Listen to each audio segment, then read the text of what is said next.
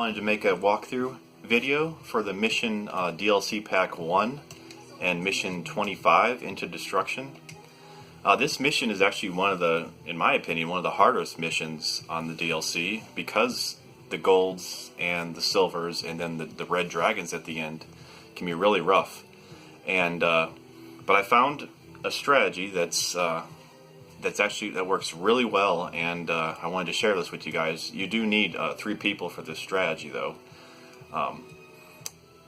But pretty much what you want to do is you need at least 1 aerator for this, and then you want 2 other classes. I guess won't matter. You don't want more than 1 aerator, though. You want the other 2 classes to be one of the other 3. But pretty much for the aerator, what you'll need to do is you want to take your best bunkers, and the bunkers that are close range. What I mean is, like, you don't want a borderline that when you place it down, it's the bunkers are so far ahead of the actual placement, or like electromagnetic wall has such a huge radius. You want something that's really close, like the absolute bunker on Inferno, of course, or the anti-aircraft bunker or the electromagnetic bunker. The prison wouldn't work because it, like I said, it's too far away from the actual placement. The electromagnetic bunker M2 would work on hard, so you want 2 sets of those.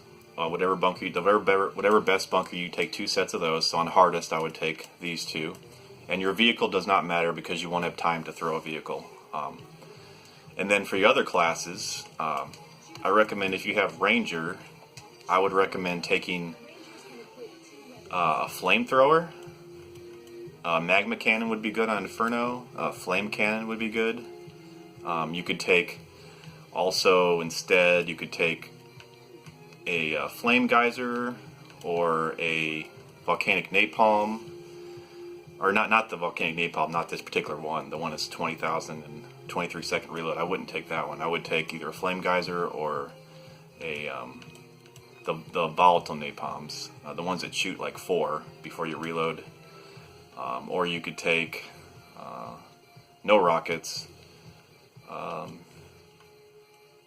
You maybe could get away with a machine gun. I don't know if I would suggest that. Personally, my preference would be, if you have a decent flamethrower, I would take that, or a flame geyser or volatile napalm. And then for your second weapon, you probably want to take a reverser that shoots in a bomb. So the way you know if it shoots in a bomb is you want to see the spray count being a low number, like 10, for example, this one, and then the healing amount being a large number. So like this one, you would not want because it's more of a single target reverser, whereas this one, you can see it heals for 1,600, only 8 shots, so you know it's a explode. It's a large, grenade type healer. The reverse bomber is really good. Just the reverse shooter T1 is also another one that shoots in a bomb. Pretty much you want a reverser that heals everybody in one shot. So you take a reverse bomber, and then you'll take a flame weapon. And then if you're taking a wing diver, I would recommend taking either a rapier could work, but I think I would prefer more taking 2 iDunes. So you can always constantly have stun lock going when you're shooting. So my personal preference would be 2 iDunes, and then, or if you really wanted to, you probably could take a rapier as well. But it's really close range, so I don't know if I would recommend that. And then for fencer, you would take, first you would want to take a dash weapon. Like I said, if you don't know about dash canceling, I made a video on that. But you want to take a dash setup so you can get to the actual place fast.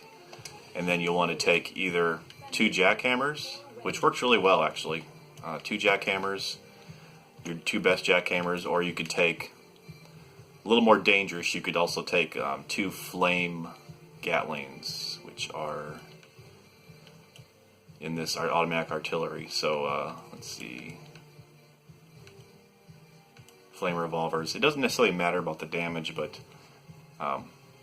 you can take 2 flame revolvers as well if you wanted to. Like I said, they're a little bit more tricky to use though. So I recommend 2 jackhammers preferably.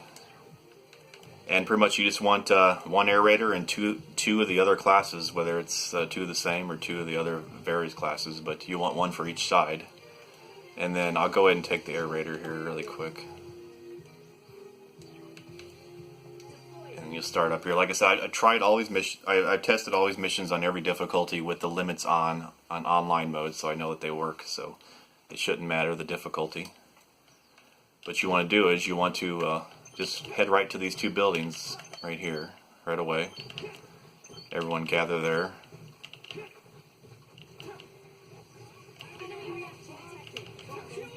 And then you'll see there's a nice little overhang here. So there's the first entrance here, the second entrance, the third entrance. You want to use the third entrance. And what the aerator will do pretty much is he'll place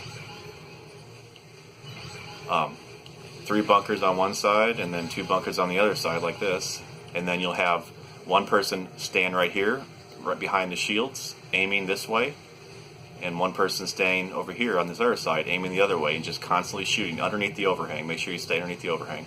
And the aerator will just constantly make sure that they have another set of shields ready to deploy as soon as these go down. You can always do it preemptively, like you can always just go ahead and lay down, switch to your other shields, and just lay down 1, 2, 3, and then 1, 2, and then just switch the other ones and reload. And then just once these are reloaded, then place the new set down and then reload the other ones, and just keep constantly doing it that way too, just to be safe. But you'll just pretty much do this. The aerator will just stay here the whole time. And you'll have one person shooting one side, one person shooting the other. And they will not be able to get in here with you. And you will be completely safe. It works really well. Like I said, I've tried this on all difficulties, and it works really well. And if you have 2 jackhammers as a fencer, I would recommend staggering them so that you're always shooting the whole time. Like you'll shoot one down to where it's half empty, and then the other one will be full, and then you'll just hold both triggers, and it'll always be shooting, because as one's reloading, the other one will be shooting, and then vice versa. As the other one's reloading, the other one will be shooting. And if you have 2 flame revolvers, what you want to do is you just shoot one at a time. Just hold down one flame revolver, and then when it's about down to like 50 or 100 ammo, then just start holding the other one, and then it'll switch as the other one starts to start. The other one will be reloading the whole time, because you just want constant damage. Same with like the iDunes. That's why it's a benefit to have 2 iDunes. You can always be shooting iDune, reloading in the background, and having the other iDune shoot. And the stun lock is good. It's like, like the flame is good as stun lock, and the jackhammers are good as stun lock, and the iDunes are good. So this is pretty much where you're going to be the whole time, and everything will come to you, and you'll have a bunch of health in front of you in these areas because of all the enemies that die. And I think you'll find that it works really well, even with the dragons. So that's the strategy, and it works really well, and I encourage you to give it a try. Thanks for watching.